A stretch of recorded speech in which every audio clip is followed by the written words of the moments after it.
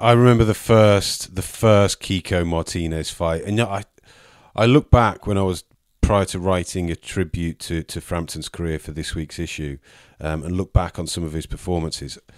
And I remember from being there how impressed I was with Carl Frampton on the night that he knocked out Kiko Martinez in the 9th round. And you could argue that was one of his most complete performances.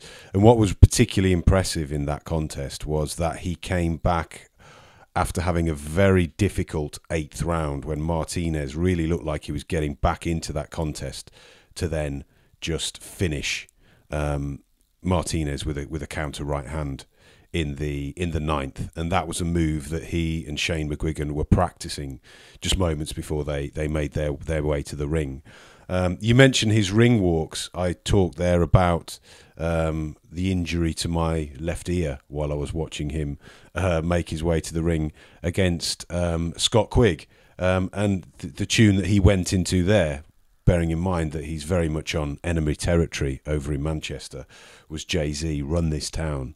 And that's hard to think of a more appropriate tune to play, particularly with what transpired. And we know that it's hard now to state what a big deal that Quigg versus Frampton fight was. It was one of those. I'm not saying it was on the level of Fury versus Joshua, but amongst the hardcore, for a year or two, that was number one at the top of our wish list. We want to see this fight.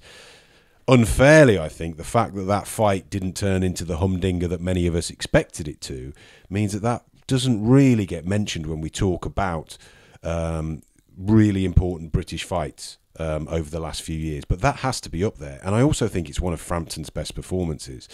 Okay, he wasn't spectacular, shall we say, but again, it was yet another example of Frampton's incredible ability to just follow a game plan to the letter and to read about and slightly alter things ever so subtly during the course of the bout to retain that control.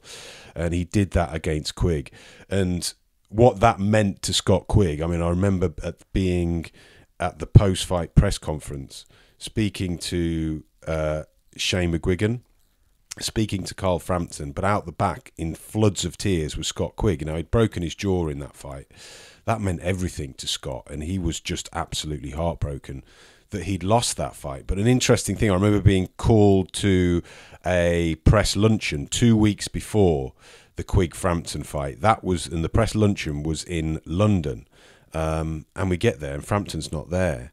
Now, there was this talk, Barry McGuigan was there, Shane McGuigan was there, there was this talk that Carl had an upset stomach, or he wasn't very well, he didn't want to go out and risk either getting more germs or sharing his own germs, when the truth of the matter was he'd suffered a cut in training, and he'd healed by the start of that Quigg fight. But he was determined to go through with that Scott Quigg fight, despite the fact that he'd suffered this nick. And as we spoke to Carl after he'd beaten Quigg, and Shane McGuigan was then talking about the cut, you could see the scar from the cut, and he'd got through the fight really without having any problems whatsoever. There's so many moments with Carl Frampton, and I think it was that accessibility and the way, and there must be, I think every journalist that spoke to him was almost, rightly or not, thinks that they had this special relationship with Carl Frampton, when the fact of the matter is that Carl Frampton gave journalists his time. I spoke to him, I think the first time I spoke to him was when he was something like 3 or 4-0 at the very, very start of his career, and it was when I tracked him down, I think through Jerry Story at that point, and did a 60-second interview with him, and I was just completely taken aback with the charisma of this young man. But he was always so very, very accessible, always so very, very honest, and in a way that some boxers are not that bothered about how they conduct in an interview. Carl Frampton would always give an interview everything, and that meant a lot to me personally. And I was looking at some of our boxing news front pages from over the years.